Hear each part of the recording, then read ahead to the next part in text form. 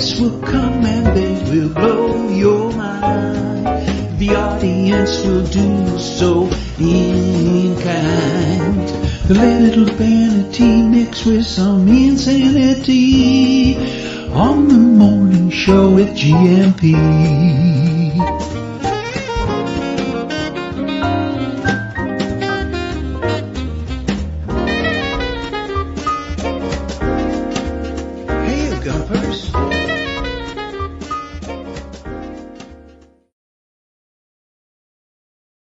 Hola, bon dia, alegria. Munson here with a Good Morning Show live stream and podcast. How are you? Coach Turner is still in Madeira, and he sent me some lovely pictures of his dinner last night. No chips, though, although he did say the guy next door had steak and chips, the likes of which he had never seen in a fancy restaurant in Funchal. What's that? A change from the normal. These are tips for restaurants here in Funchal. Yes, God's got to be a bit of revelry and bacchanalian delight, I think. Thank you, Coach. We'll come back to those a little bit later on. And yes, I think you liked it. We're already booked for next year. How about that? Bom dia a todos. E feliz sexta-feira. Putting the sex in sexta-feira, Coach Turner, heading to the airport in an hour or so after a wonderful 10 days. This place is bewitching. The longer you stay, the longer you want to stay. Well, you should write that on a piece of paper and give that to somebody from the tourist board over there in Madeira. That sounds like you've had a fantastic time. We'll come back to your God's God tip of the day. Well, your recommendations for Madeira. Loving that. Thanks, Coach Turner. And I'm so glad you've had a wonderful time. The old guy in Europe is with us. Not for long, though. I think he's got to go off to the dentist this morning. His latest episode of An Old Guy in Europe is available on a YouTube near you. Feliz sexta toda, she says as well. Como va, as coisas. And Owen, you're very welcome. I had such fun this morning. Obrigado, Carlos. A tua playlist esta perfeita esta manhã. Yes, those tunes, I've got to say, I was just talking to Colleen about, I went from the tunes that you were listening to, Owen, to a song written by Bernie Taupin and recorded by Hart, These Dreams. Do you know it? And Colleen and I were reminiscing about how we used to back comb our hair and put it up with some lacquer in the 80s. Oh, fun times. Maybe you'll want to do that at our gathering. Oh, it was on Facebook, T-Duck. But I'll make sure you get sight of that. I don't know if it would be your cup of tea, the music, necessarily, but I'm very happy to share it with you. Bom dia, Portugal, from João Ernesto do Norte. How are you, João? Good to see you. And thank you for your support, John. Hola, Owen. Hola, old guy. Hola, Ian from João do Norte and Facebag. Yeah, he's not unhappy not to have seen that playlist. Let's not keep her waiting. Let's talk more about the 80s, shall we? Or maybe the last couple of weeks, which I believe have been quite busy for Colleen. Here she is from Portugal, the place. Good morning. Good morning, Carl. Hola, bon dia. Colleen, hola, bon dia. Oh my goodness, it's great to see you. This is a nice moment in time to be able to be here and chat. Yes, have a little moment, can't we? I'm sure you've got a busy day ahead of you. You want to get a few things done before the weekend. Or do you compartmentalize the week? Do you make sure you have some time off at the weekend, or are you just doing more Portugal the Place stuff at the weekend? The answer should be, of course, Carl. I know what it should be. I know what it should be. What actually happens? Right now, that isn't really an option because the last couple of weeks have kind of changed our calendar completely. But why is that? Why is that? Who knows? Suffice to say, yes, you've had a few calls, have you, in the last couple of weeks? Yes. We anticipated that we would have some interest. Yeah. It's normal when different world events happen, but the amount of inquiries of people that have been kind of holding in the wings with an idea that they would make a change exceeded any projections that we had. And really? Now we are swimming upstream. We're working our way through all of the information and inquiries and folks that are truly prepared to make a move and make some changes. Wow. So have you adjusted that? Have you found ways to make it quicker? Because I'm presuming that's part of it. People have not only made the decision to move, but they want to do it quite quickly too. Well, we only can control certain things, of course. Yeah. Everything to do with the visas and that timeline is all the same. But I think that what we can do is make sure that if they're prepared and they're educated and they have the expectations that they need to have, then we can get them through the process, get what they need, support them when they arrive, and make it as smooth as we can within a system that is going to have some slowdowns, but it's definitely It's definitely an interesting thing to watch all of our similar folks. I'm in a group of people from around the world that do what we do, New Zealand, Costa Rica, Panama, all of that. And we're all chatting with I some see. similar Right, that's interesting. Yeah. Not in a group of people helping people move to Portugal necessarily, although I know you have associates in that department, but you're talking to people moving out of the US to all around the world. Well, we have a like a business associate group of folks, Wow, great and idea. there's relocation organizations like ours that Yeah. do it for a variety of countries, and we've been learning our way through and learning from each other as this volume has just gone up exponentially, and it's been interesting to see that. Paraguay, I have people that are talking to me from Paraguay and talking to me from New Zealand and different places, all getting the same experience we're getting, which is this overwhelming response with folks that are not just in the early stages going, what do I do? But people saying, I've been planning this, I was waiting to see, and now I want to go. So it's a phenomenon that we all were talking about, but all of us are still like, whoa. It's happened. It's happening. It's blown back. Yeah, and I'm guessing as well, some of those others might be a little bit jealous of you, because it's fair to say, isn't it, that Portugal ranks among the easier. It's not easy, but it's easier than some of the other countries you've mentioned, right? Oh, for sure. I mean, we have folks asking us about comparisons between places like Germany, for example, or England, which of course England right now is quite challenging, and other places. Yes. I was trying to say it in a one word, just nailed it. So when we start sharing like those comparisons, then people are like, oh, okay, I get it. Okay, yes. You mean it's not like that or like that? No, it's not. Wow, okay, we need to talk. Plus, there's great wine and beautiful weather, and so all of that. So we're doing a lot of educating for folks too on just why people are finding this process, what it is, and then helping them compare. Like, there's always grass is greener on the other side, right? Yeah, like there's always something that is better somewhere else, and so on and so forth. But Portugal is really high up in people's interests, and it doesn't look like it's slowing down anytime soon. Very, very interesting. And I'm guessing you're working with a couple of influences or things. One is misinformation, of course, because people will get in touch with you, won't they, and say, well, I've heard X, Y, and Z about Portugal. There's a bit of debriefing to be done sometimes, presumably. Yes, in fact, it really makes me sad about where there's some of these groups out there that on Facebook that really talk about the propaganda of Portugal, and they come at it from this very like negative experience, thinking they're helping people really see the real side.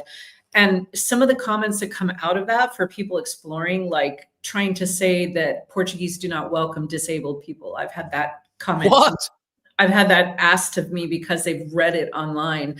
And that's really, really difficult for me because we have so many clients and so many guests that have been here from all walks of life that have been welcomed. It's just that kind of information. Maybe someone had a bad experience. You can have a bad experience anywhere, but that doesn't mean collectively as a whole country is like that. Stuff like that. That's really hard. I still get people asking if you can drink the water, Seriously, that's still a question, is it? That's still a question. So there's this information that's going out there that we live in mold-ridden homes, freezing cold, with no water to drink, that we have absolutely no infrastructure, that it's like that it's really strange because there's like these two realities. There's people living their daily lives here in Portugal, having really a lovely life experience. And then there seems to be folks that can't do anything except say that there's something wrong with the very country that they've found to live in. So it's an odd combination to deal with. It is, isn't it? I mean, next thing we'll have a petition to the United Nations asking for help over here. Us expats stranded with all of these things being denied us, like fresh, clean running water and so on. You'd be proud of me. I have had a warning in such a group. Oh, yes, yes. Yeah, there you go. That's me. I couldn't resist. Carla, as much as, and I like to keep it light, your show is fantastic, but also information. Yes. One of the hardest thing that's happened to me personally in the last 2 weeks is I've had on social media and different platforms legitimate threats of bodily harm for what. Seriously. Yeah, I've had to report community violations. I've had to send in blocked reports. I've had a couple people say I should be tried for treason and hung because of what doing some severe responses to just offering to help people that are planning to move abroad. And it's an eye opener. In fact, it made us pause. Yeah. I was like, but then I looked and I'm like, they're all back there. So I'm here. But it's really scary to think that the world has gotten to a place where when you just want to work with folks and you love people and you love where you live, and that can cause someone to be so angry that they would actually make the effort to type something like that. Well, let's hope, as we pointed out yesterday, they are just texticles, I think was the people. Look, this might be some comfort. This is the sort of person I think you're talking about. A person who has the balls to say anything to you over text, but never to your face. They are just texticles. So I can send that to you. I'll send that to you. Yes, you've just made my Friday because you're welcome. You're welcome. That is like perfectly summarizes what we're doing. What Fiona, you met Fiona last time. Yes. And she's spending a lot of her time blocking, fielding, and making sure we have a safe space for everybody on our social media platforms. Yeah. Well, she's got her work cut out at the moment, and she was great, by the way. No offense, I was a bit disappointed. I wasn't talking to her again today. Please give her that feedback if you will. I will. I basically told her it was her show now, that she should just run with it. Yeah, she was really good. I'm shocked to hear that. And then at the same time, it's like it just seems to be something in the air at the moment, doesn't it? People are going crazy. Some people are. And maybe it's all part of the process for getting to the other side of this, where everything can calm down a bit. And we remember, by going through this viscerally, we might think, hold on a minute, this is madness. We need a different way of being around these things and each other. And maybe that will precipitate through the texticular atmosphere of the moment. Well, that is a fantastic way to present it. And, what's comforting and what's so wonderful for me is the community of people that we have here in Portugal. Yes. The people that have wrapped their arms around us, who have said, we know how crazy busy you must be. They brought us food. Like I've had soup show up at my house. I've had people offering to help with anything. We just moved into our new office and then all this happened. Yes, of course. My goodness, you've got a lot going on at the moment. Yeah, so we were moving, all this happened, we've got everything going on and people have just stepped up. We've had guests and clients of ours that have just not even waited, they didn't even ask. They just came in and they were like, we're going to help you with this. We're going to get this. We're going to make sure your team is fed. Here's some stuff for you. So that love and support and really true caring that people are providing to us has just really, it warms your heart and it makes you feel like the work you're doing has such validity. So I am so glad to hear that. Clearly, you're not public enemy number one. If Portuguese, if soup is turning up on your doorstep, you can't be all bad. That's true. Yes. But it's and we have Dutch. So no matter what, yes. With our big fluffy newfie doodle, no matter if they don't like me or not, if they want to be around the dog, they need to come through me. So I've always got Dutch. So well done. Yes, and we should point out a big fluffy newfie doodle is a kind of dog as well. Yeah. in case anybody wasn't entirely clear. The other thing I was going to ask you, which kind of comes into what we've just talked about, is the emotional temperature and part of your process, presumably. And I've seen some. Bill and Marcus posted something brilliant on YouTube, Facebook, actually, and it was like, take a breath. Yes. We know people are having reactions. Some people, they're saying, "That's it, I'm done here," or whatever. I guess this is part of your process as well, right? That you don't want people to move in haste only to regret it later, right? So is there a earthing, grounding aspect to what you do? Well, there is, but that's what has been so surprising to us, because we were completely prepared for an onslaught of calls. We do free calls. We don't charge for consultations. I'm very frustrated with these people that are putting up all these little shops are cropping up right now charging. And, it's because this isn't the time. There's always a time to help people, and there's a way to, be reimbursed for your work. But the earliest calls, people need to understand if it's right for them, if their expectations are aligned with what they're talking about, and truly getting to know them. And so we were prepared. We were prepared for just most of the calls being people like, I have no idea what to do. Help me. Kind of like they were around the debate. Back in the debate time, we got a lot of flurry of these people just like, I want to move. Now the calls are different. Now the calls are people that have had years, in some cases, of watching the temperature, I guess you would say, and then they've made a backup plan, and then they've got their things in order. And when they are calling us, they're like, "Okay, I'm ready to go. I've got this, I've got that. I know what I need."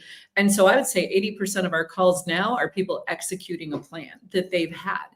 And that's been the surprise for us, because we thought we were going to have to do a lot more of the calm down, let's really talk it through. Yeah. And it's been also really amazing, because we've been doing this now for almost, 4 years. And we've had people that are like, "Oh, we talked to you 3 years ago. We talked to you 2 years ago. We were just waiting. So we know what we need. Now we just want to hire you to do it." So that was a little like, "Oh, cool. Okay." Yes, very good. Didn't expect that, but the temperature has changed on the inquiries. I think there's a lot more information out online on what it takes to move.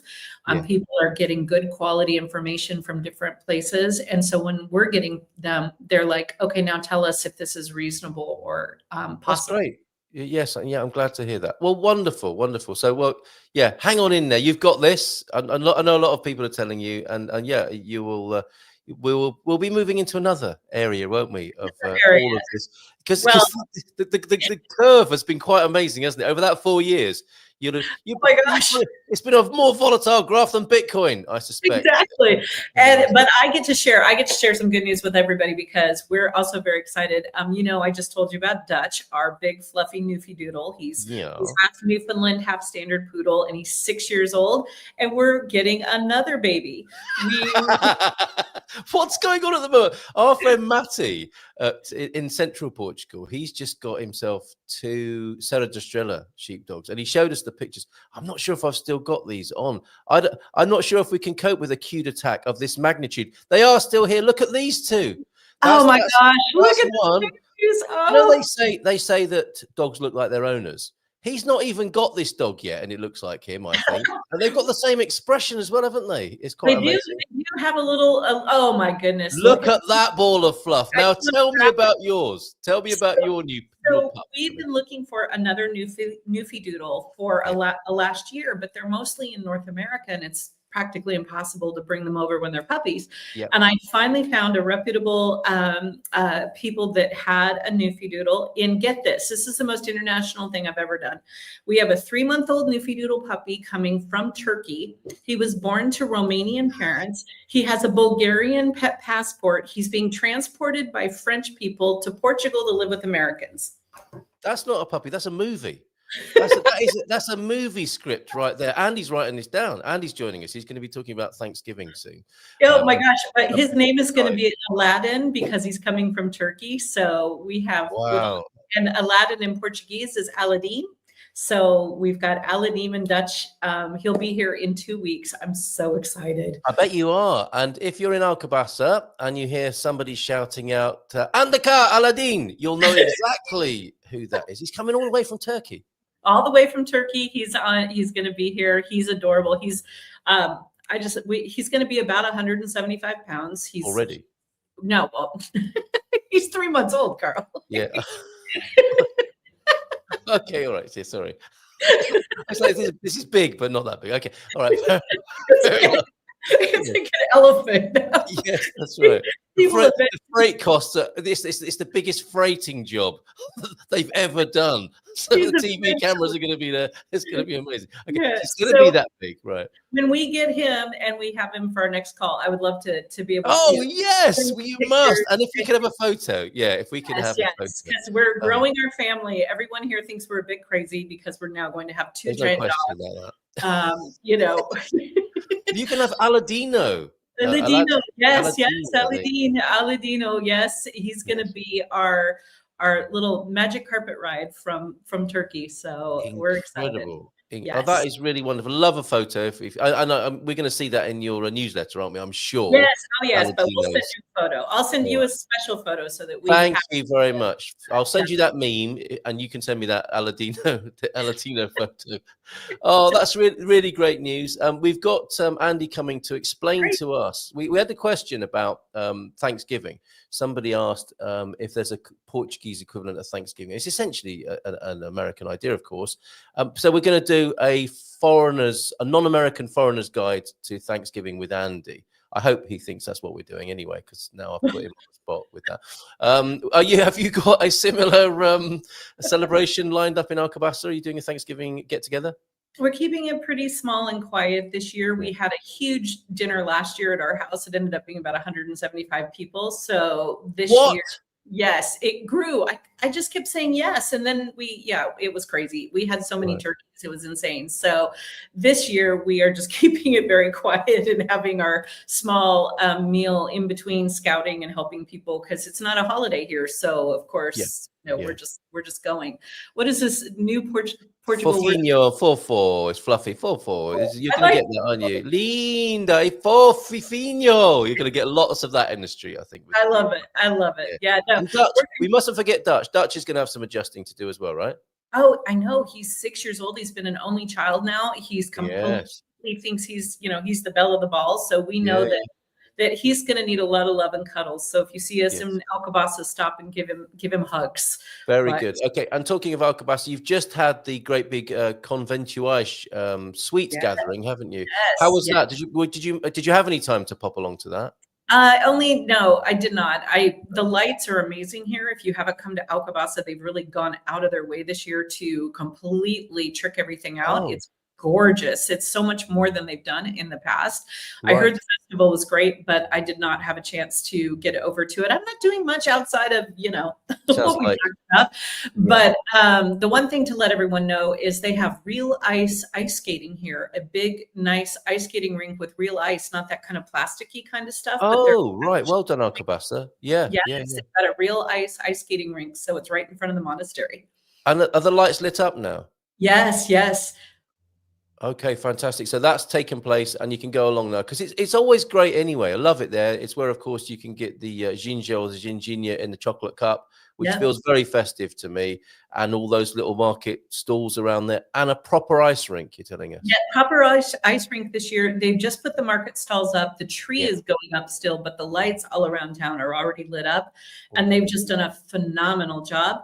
But I will tell you, I was in Viana do Castelo yesterday, and Viana do Castelo. What? Yeah. I was. Of course you were. Yeah, sorry. Yeah. Silly me. Of course you were in Viana do Castelo yesterday. Yes. And I was in Braga the week before. And yes. But Viana do Castelo's lights this year, Carl, oh my goodness. They have taken it up a notch. If you are up there, Portugal, you have to go and see their light show on their main avenue. It is absolutely breathtaking. You don't see anything like it in Lisbon. This one has like a light show with music that's timed to it and things that are like twirling and moving. It's a whole thing. Very good. Good to know. And I'm so pleased to hear that Portugal are doing the festive period, Christmas proud already. Lovely to hear that. We often feature videos from around the country that people send in. So it sounds like we should do that again this year. And thanks, John. John sent the, I forget the name now, of the little nativities, but there's a sort of animatronic nativity going on in Braga. So we'll play you that before the show's out today. And so before you go, Portugal, the place-wise, presumably it's just heads down helping people with individual processes. Have you got any webinars or anything else we need to know about? Yeah. Well, this Saturday you can there's a banner on our website, so you can go live. We are doing a live Q&A. It is simply to help people. So our calendars are backed up. We are booked out with so many calls till January. So we're doing a live webinar on Saturday. This is a great place if people want to get in and ask me questions. You don't have to be on camera. That always freaks people out. It's you can ask questions, and we're going to try to get to as many of them as we can so that people can find out if they're on the right track. So that's coming up. And then from here on, we are we're just moving through the holidays, helping people get going. But if they can't, if you are coming to our calendar and you can't get on a time that works for you, send us a message, go into the form and say, I can't find a time. And sometimes we're able to move things around. So please just let us know if you're stuck, and we'll try and get that going for you. Well, there it is. So I'll put the website address into the comments now so people can find that if that's what they want to do. Very likely that's our late shift, because we do get more people watching later on, and often in the United States. So that's for you if you want to talk to Colleen and team. Fantastic. You can find that onto the screen. Just so they know too, they can find our webinar. The webinar on Saturday is at 6 p.m. Portugal. Yes, 6 p.m. Portugal time this Saturday, tomorrow. And you can go on Facebook and log in there. You can go through our social media channels too, but it's at 6 p.m. Portugal time tomorrow. Right. Now, I'm having a very quick look at the calendar. The 4th Friday of December is the 27th. So I shall not see you before Christmas. So have a good one. Thank you. But I will send you pictures of our lovely little new family member before. Please do. And when we get the chance. So I imagine we're going to be speaking in January now. It's going to be lovely next time we speak to hear your hopes and dreams for 2025, because that's where the conversation's going to be going. Absolutely. And I hope everyone has a beautiful holiday season and can take a deep breath and stay just peaceful and calm, and really just focus on all the things we know that we should be so grateful for, and we'll get through it together. Well said. Thank you so much. I want to give you a rapturous round of applause, but I'm going to give you some Gumper dust instead. And thank you very much. Love to the team. Cheers, Colleen. Have a great weekend. Bon fin de semana. Bye now. Ciao, ciao. There she goes. Oh, I'm so sorry to hear what's been happening for Colleen there, but sounds like she's getting great support, and we'll get through this, folks. The animatronic town of Bethlehem is at Braga Park Mall. Well, Braga, as mentioned. Braga Park Mall is in Braga. Well, thank you for pointing that out, João Ernesto do Norte. And I will play the video that you sent to me. I've got a different video to play, which if you were hanging on until 10:20 yesterday thinking I was going to play, I do apologize. But things got quite exciting talking to Rowan Ford of Access All Aerials yesterday. Talking of which, I found a photograph of my time at Access All Aerials. It was when I used to have lovely, lustrous hair and a very interesting taste in shirts, it would appear at the time. Let me see if I can find that. But yes, we'll bring Mr. Ford back on a monthly basis. It was great to chat with him. That was the community radio station that I was part of founding in the about 10 years ago now. And this is a sort of fun we used to get up to. This is how I used to dress going to work, it would appear. Look at that shirt. And that's a real tash. None of your stick on tash nonsense. And look at my lovely hair back in those days and those sideburns. Oh, I'm going to take that off before I upset myself. Right, let's go to the Portuguese's tribute to Chinese shops in Portugal, and then we'll be talking to Andy Cline straight after this with a foreigner's guide, non-American foreigner's guide to Thanksgiving, and what it's all about in essence. Bom dia, Portugal. Tudo bem. This is Little China Shop.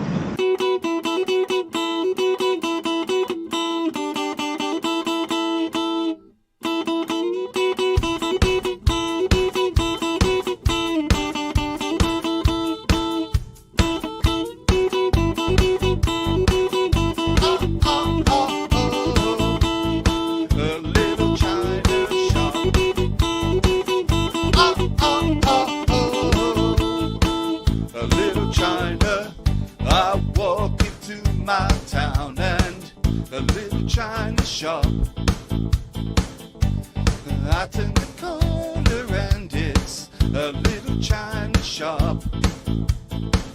Everywhere that I turn, it's the same old story. Clothing, curtains, toys, tools, and mops. Head to the high street and a little china shop. I walk down a lane where it's a little china shop. Stationery, kitchenware, cleaning products, underwear. Is there anything I cannot buy? Portuguese businesses, where did they go? Replaced by China shops in every road. Pet products, gadgets, shop till you drop. Under one roof, little China shop.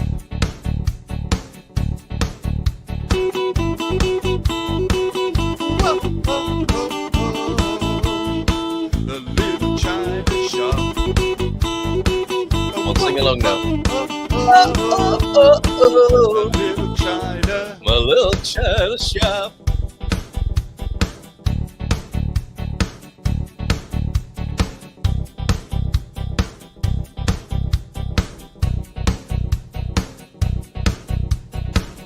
I stumbled into town to buy a plastic toy cow. Hammers and sickles in my head, plans for everyone. My little China shop. You shouldn't mess with me. I'll buy online and even you'll be gone. And when I voice my concern, what do I hear? Xi Jinping's voice whisper loud and clear. He says, shh.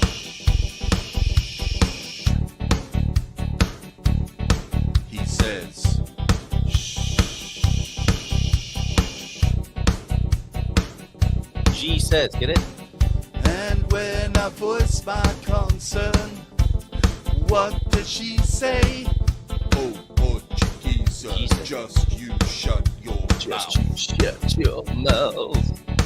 He says, shh.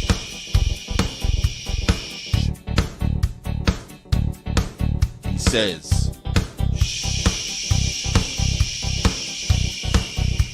Oh, oh, oh, oh.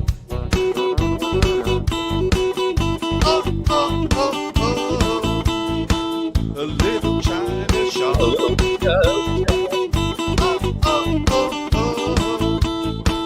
A little China shop. Oh, oh, oh, oh. A little China shop. Oh, oh, oh, oh. A little China stop. Okay, if you like this type of content and you're new around here, please consider subscribing. It really helps me. And if you like the video, please give it a like. Muito obrigado, amigos. Ciao. Very good. No, Paul, you haven't tuned into the wrong station. Giza, rock and roll, bon dia todos from Esquire, and Dan wants to forward that as well.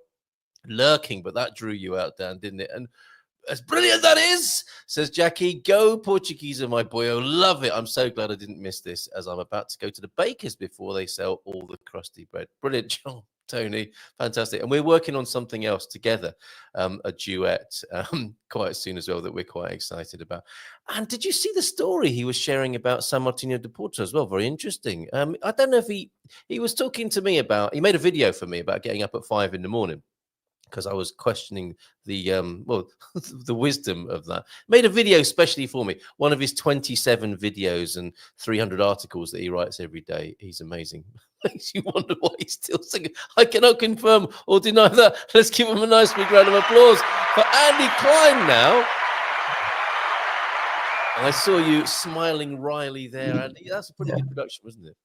Yeah, that was hilarious. Very good. Because we kind of all know, don't we, what he's talking about there. Yeah. Oh, yeah. I can't remember what he rhymed underwear with, but anyway, here you are. I've called you our Filmmaker Laureate. You are, of course, by way of an introduction to you, you make fabulous films for us. Of course, you were the creative force behind The Englishman and The Irishman, going into various places, and you contribute lovely short films to our GMP TV efforts as well. So thank you for those. Most recent of which was the art in Madeira, wasn't it? Santa Maria. Street art along the Rua de Santa Maria, which is very cool. It's of course authorized art, so it's not it's graffiti only in a technical sense, but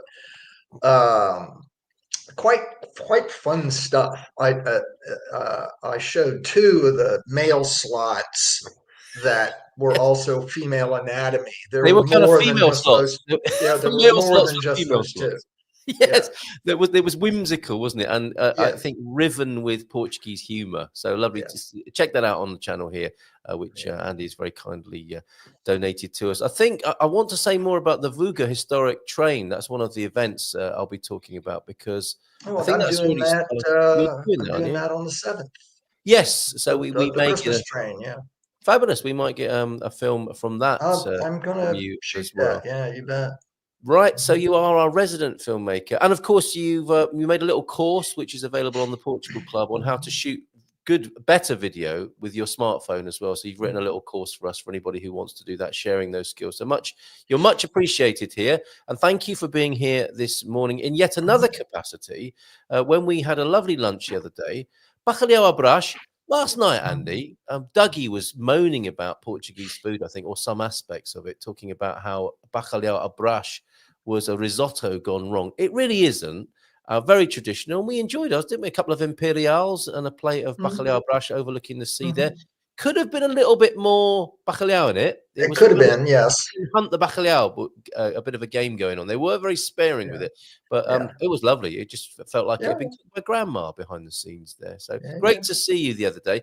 And en passant, in that conversation, you mentioned that you were taking part. You were actually an important part of a Thanksgiving celebration in Aveiro, which then led me to ask you, could you explain that to us? What is Thanksgiving really all about for us foreigners who don't understand it?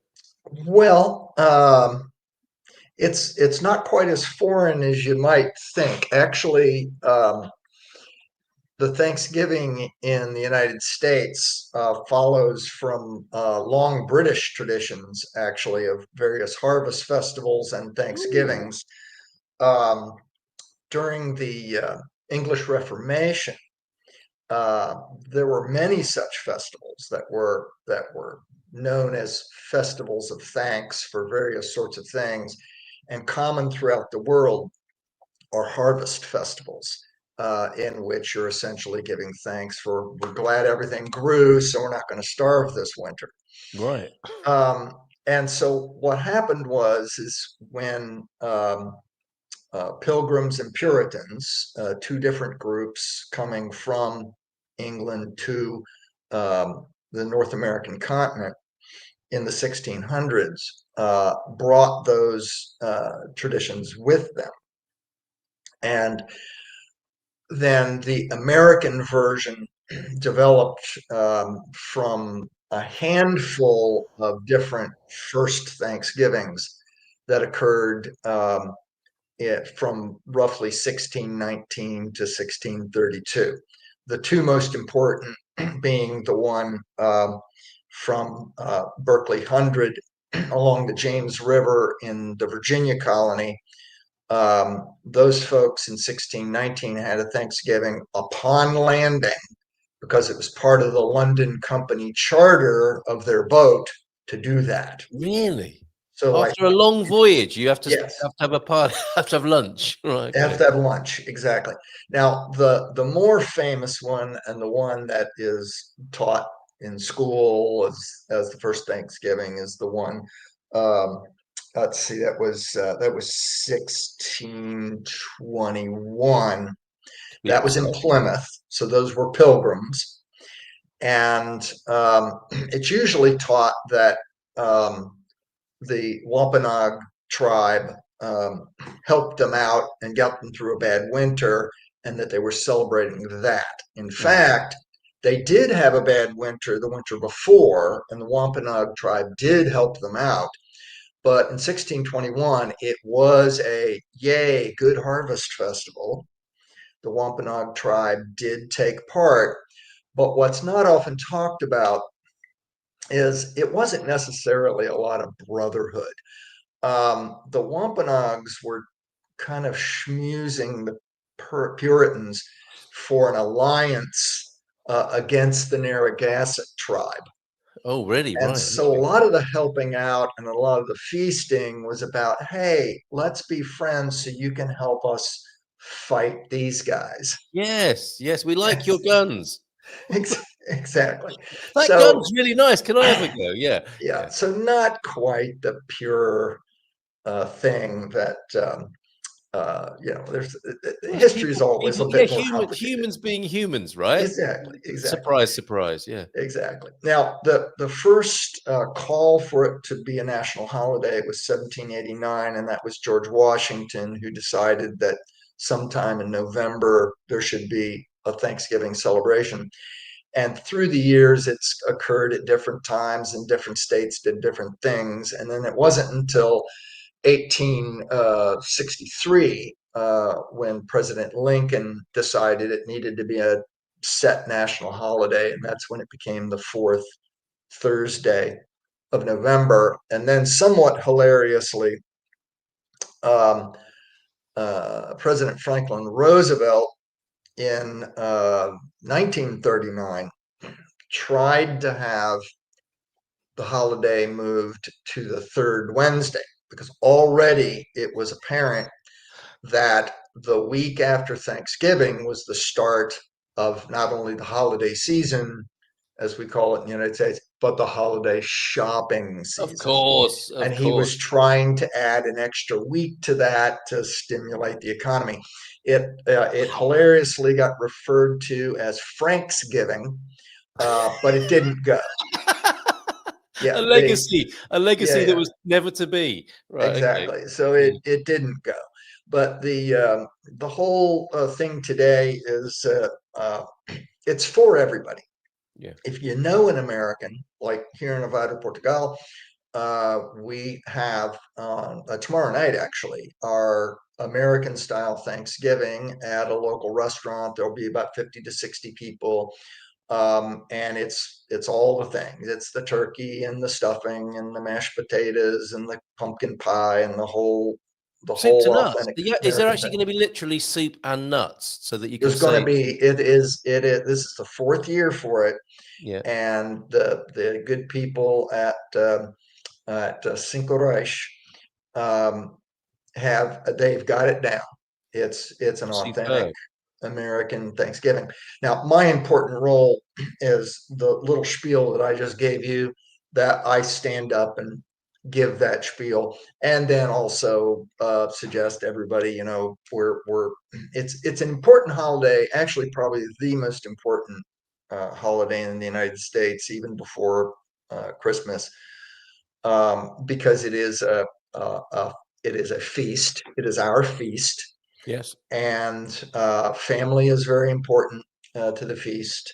In fact, it's kind of unthinkable to have Thanksgiving alone. And so much so that lots of churches, non-governmental organizations, service groups all across the United States will hold mass turkey dinners for homeless, for the poor, for people who don't have anywhere to go or anyone to be with. Yeah. So it's so having a big group in Nevada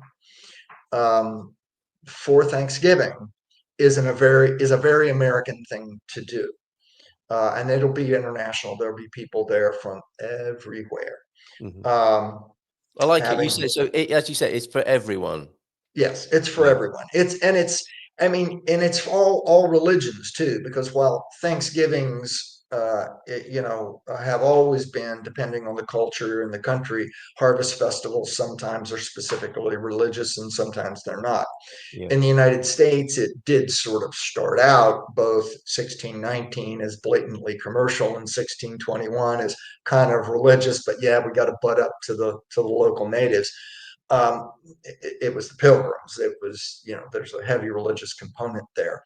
And coming out of the English Reformation, a very religious component, and especially with the Puritans, because the Puritans wanted to do away with all the Christian holidays and replace them with days of fasting and days of Thanksgiving. So no shopping. No, afraid not. They just weren't chill. They just were not chill. So yes. So it's for everybody, and it's for all religions and no religions. And so I will be giving a secular sort of benediction, that just like what I've done now, and then but I will be saying special thanks to our Portuguese friends and neighbors for, of course, their generosity, kindness, welcoming us to Portugal. That's a nice model. I mean, that's Yeah. a repeatable model around the country, isn't it? Oh, sure. Because it's like it's turning the tables in a way, isn't it? Funny enough, Vitor and Maria were sharing a graphic, an info meme kind of infographic thing about where you're likely to be offered food in Europe. Oh, right. Yeah. It was like it's country, and there were north-south divides. So like north of the UK, you'll get food. South of the UK, unlikely. France, and it was these north-south divides, and all of Portugal was where you were likely to get fed if you went to someone's house. And this is a chance to do that, isn't it? It's to turn the tables, literally. I invite Portuguese friends to your table and bring them into this and give thanks together. And I mean, there is one major piece of thanks to give, right? Is that we are not so dependent in the way you were describing. To be thankful for actually having some food. We have come a long way, most of us, haven't we? And I know that's not the case for everyone around the world, and we might, spare a thought for those people who are not eating as well as us on that special day. But for many of us, we've come a long way, and we're not having to give thanks for that basic idea that we made it through another year with food, notwithstanding how some of the pressure farmers are feeling around the world. So that might be another option, mightn't it? A moment to thank the farmers who we take for granted, it would seem, as well. Well, there's no prescribed thing to be thankful for right. In the American Thanksgiving. And so, one of the things that I'll do as part of my talk is encourage people to share with the folks they're sitting around, what they're thankful for.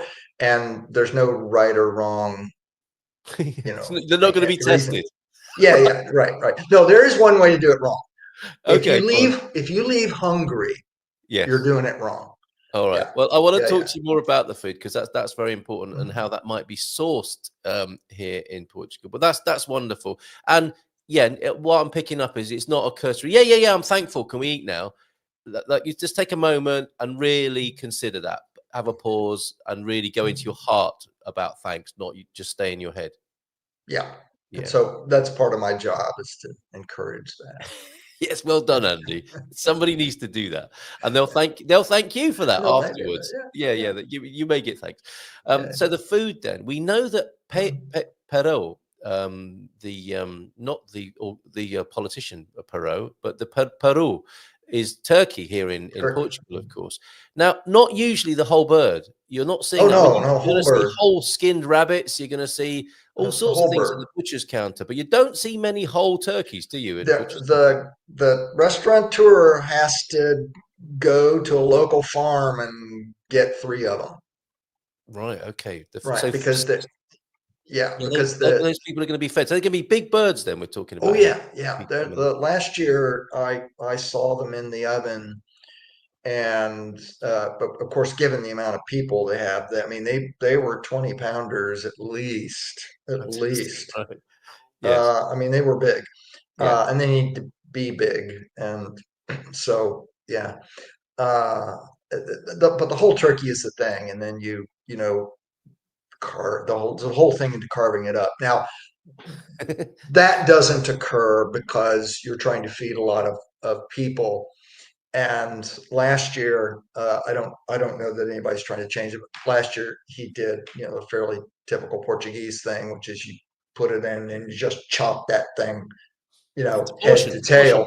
Yes. Yeah. Which is fine. It's turkey, and it's the flavor of the turkey that counts. Now, when my wife and I had our own Thanksgiving dinner last year, we went to Pingados and bought turkey, but it was a big slab Yes. of meat Crown or something. because Yeah. there wasn't any bird around it. Okay, so It for was great. future It was planning, great. yeah, and it does, like you say, the important thing is the turkey Yeah, and the flavor of the turkey. But exactly. ideally, ceremonially, you're talking about the whole bird. So that's a Right. bit of a run up. That's a bit of special saucing Yeah. to do for anybody who And might want to do that next year. right, and you cook the stuffing in the turkey. That's the other really authentic thing. Yes. So the stuffing is like a bread hash that's Right. prepared and seasoned and then stuffed inside the turkey, and then it cooks in the turkey. Very nice with all the juice. Yes. Okay. Yes, And mashed potatoes are the other biggie. well, that's what I want to ask you about the trimmings then that go with the Mhm. Thanksgiving turkey. What are they? Some mash on there? Mashed potatoes, right? Yeah. Gravy. Yes. Definitely have to have gravy. So typically you serve your slices of turkey on top of the stuffing. So you have the stuffing and then a slice of turkey on the stuffing. And then you can put gravy on that if you're a gravy person. Mashed potatoes, gravy on that if you're a gravy person. Um, Cranberry sauce is almost always involved. Green beans, quite often, depending on your family. Some people like to make sweet potatoes, especially the goopy ones with the marshmallows on top. What? Yeah, that some people like to do that. And then there's also oh well, my wife's family often served fried oysters along with No, I like the sound of that. yeah, that Yeah. was so there are regional and family variations to it, but the turkey stuffing, mashed potatoes, cranberry sauce, and pumpkin pie are it's not Thanksgiving if you don't have those. Okay, and you can get cranberry sauce here in Portugal. That not it's hard. It's hard. Okay, so a bit Yeah, more it's planning hard. there with that as well. Yes. Yeah. Did you say So sweet potatoes with marshmallows on top? well, they make it like a casserole. I don't like it, so I never touch Okay. it. I Yes. never touch it. But Yeah. it's made in kind of a casserole dish, and then some people will put little marshmallows across the top. I don't understand it. Okay, just for that extra bit of sugar in case you're missing. Thankfully, it wasn't a tradition in my family All to right. do Well, that. that sounds great. And pumpkin pie. We don't have any problems getting pumpkins here, do we? No, yeah, no problem getting pumpkins. Now, in the U.S., of course, the pumpkin comes canned and spiced properly and ready to go. So every time we go to the US, we always bring back some cans of pumpkin with us because we love pumpkin pie. Right. And but Lola said she's determined this year to learn to make pumpkin pie directly from the pumpkin itself. Very Uh, good. yeah, Excellent. Okay. Well, thank you very much for that. A couple of yeah. points coming in, as you might expect, because any festival ritual is always going to have, well, we do it slightly differently where we're from, or what about this, or what about that. But you've given us a brilliant gist of the festival. And by the way, no Thanksgiving Eve, no Boxing Day thing. It's about the day and the meal. The day and the meal. That's Right. it. All right. Interesting that the Thanksgiving feast is always turkey, but the Christmas feast can be turkey, goose, ham, partridge, game. Well, sounds like going to be a good Christmas in your house, John, doesn't it? Right. One inside the other, maybe, with that. And yes, this is the kind of elephant in the room in culinary terms, isn't it? If you put the dressing, as in, I think that's maybe what you call the stuffing in the turkey, you have the high potential of contracting salmonella. It's got to be cooked, isn't it? Also, dressing may dry out the turkey by drying it out. But you're going to go there, aren't you? Anyway, Andy, you're going to put the stuffing Well, in there. that all may be true. I've lived now You're almost still 6 here. years and I'm still here. You're And still here. I'm not saying that's not true. It's just I know my mom did it, my grandmother did it, Yes. we've done it. Now, there's stovetop dressing that you Right. can buy. Yes. Yeah. And right, exactly. And I've had that too, and it's exactly the taste is exactly the same. And Yes. Yeah. so I yeah. And Please. hopefully as well, it's a lot tastier than it sounds. A bread hash. I think it's all about the seasoning, right? Oh yeah. And the Right. memories, and the memories it's evoking. Exactly. No, it does taste good. If you've never had it, you should. Stuffing I is want great. to. I really want to. This is a festival I've not, but this is a funny thing, isn't it? It's kind of the age we live in. We think we know about things with the emphasis on think. If you think you know about something, there's a good chance you haven't actually done it. So let's get into our bodies, let's get into our senses, and let's do these things before we pontificate or have ideas about them. Right. Well, next year you'll have to come up for the That sounds great. Survivor Thanksgiving. And will you be dressed up like a pilgrim or anything for this? Are you ceremonial in that? You'd look great, Andy, in those breeches. I don't know where I would get a pilgrim costume. It'd be hilarious. It but would. I don't really know where would. I'd get a pilgrim costume. Barrack's probably got one, okay? Or if anyone else has got a pilgrim outfit that we can bike up to Andy. Well, actually, we've got until the 28th, haven't we? It's the 28th this year, isn't it? Did you say the fourth Thursday? I believe, yeah, whatever the last Thursday is. I think it is the 28th. Yeah, that is the 28th, indeed. Yeah. So just less than a week to go until Thanksgiving. Thanks, Andy. Much appreciated. All right, and have a bon fin semana and happy and oh yes, you don't wish a happy birthday to a Portuguese person before their birthday. It has to be on the day. Happy Thanksgiving. You say that's reserved for the day, is it? We don't say that. It's pretty much reserved for the day. Yeah. It's a pretty confined thing. All right, mate. Have a good one. And I'll see you again soon, I hope. All right. Again, bon fin semana. Ciao. There he goes. Andy Cline, everyone. Right. A fantastic introduction, and let me share with you as well, of course, his movie making course as well. There is a link for that in the chat as well. This is how to make great movies using your mobile phone, your smartphone. Oh, the Portuguese has link as well to his little China shop. I think that's a pretty good video. He may or may not need Andy's course, but I think anyone, whatever level of skill they think they have, will learn something from Andy's course, which is available, downloadable or you do it online, actually, not downloadable. You do it online. Although school do have an app, so you can look at that on your smartphone while you're learning how to make better movies with said smartphone. In the last few minutes, then, we want to go to Braga to John's. I think we'll finish with that. That's a lovely climax for the show today. What's this video here? I think we've got to have that to go into the weekend with as well. That's a coffee shop that was giving free coffee to people. Let's watch that now. This will put you in the mood. And then I've got a couple of events from Andy in Bairrada and some from Portugal Decoded. This first.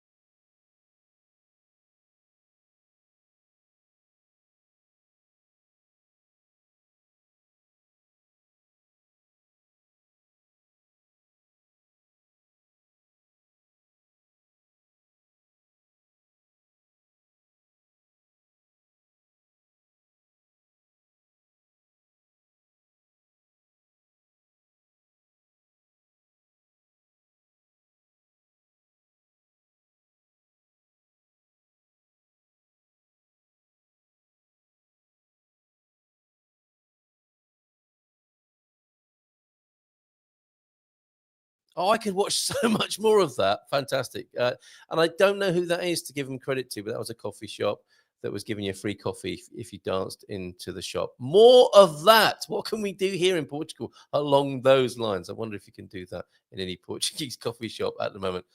Probably would create quite a stir while people are trying to watch your telly.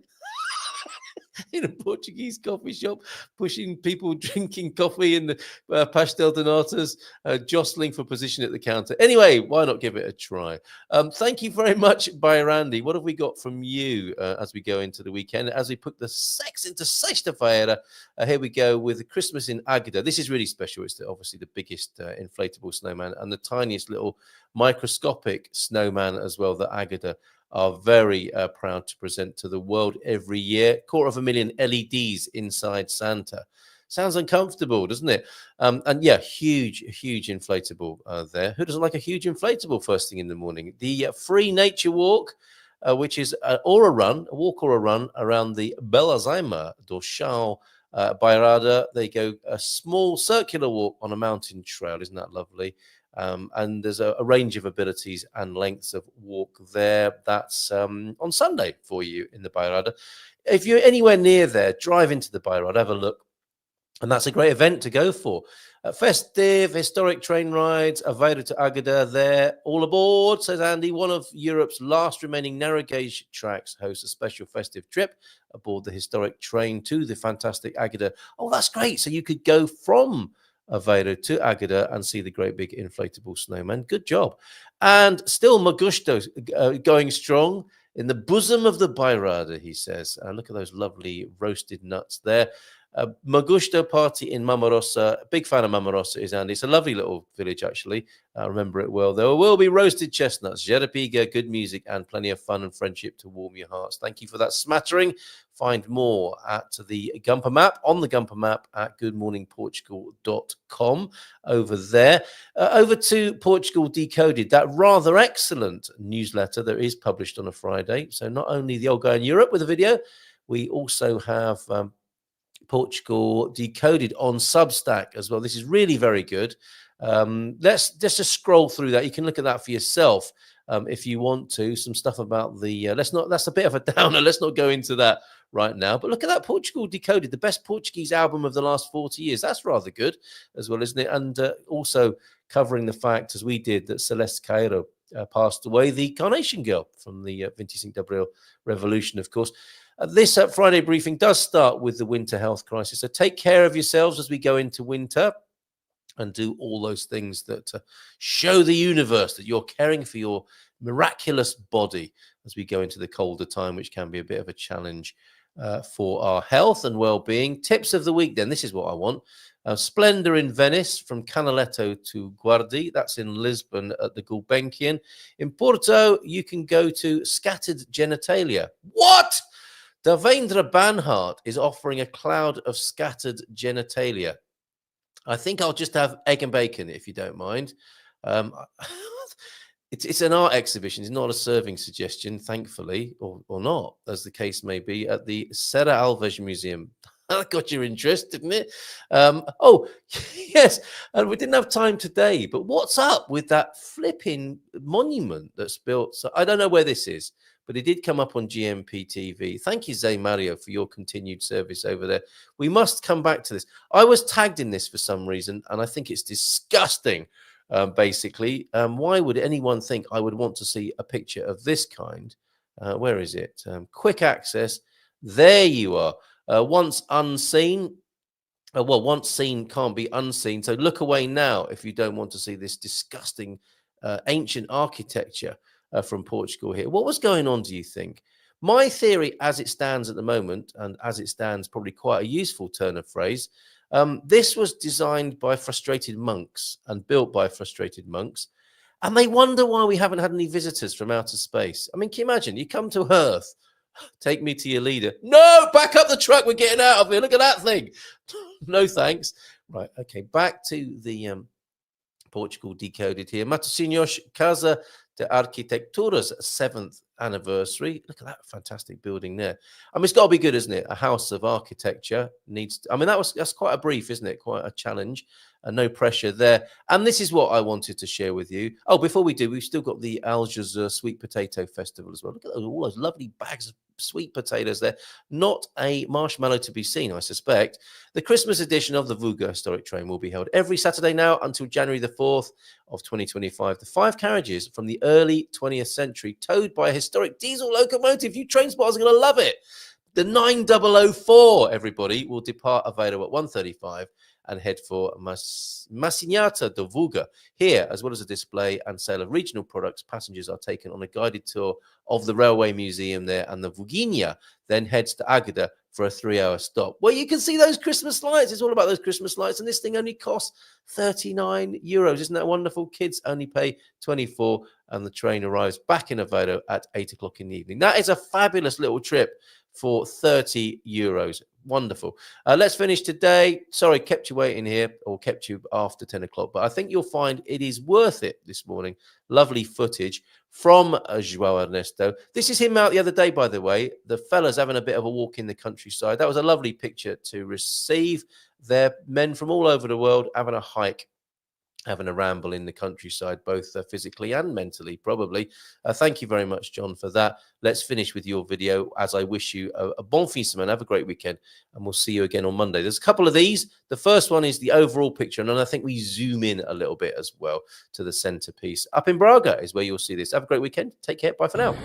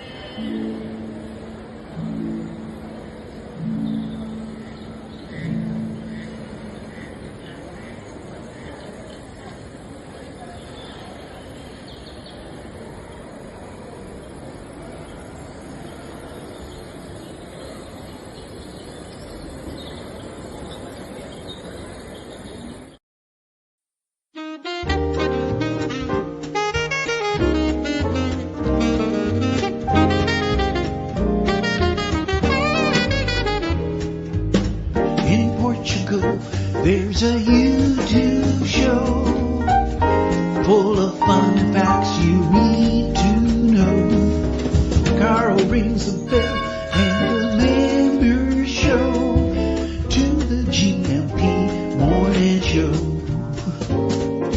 Featured guests will come and they will blow your mind. The audience will do so in kind.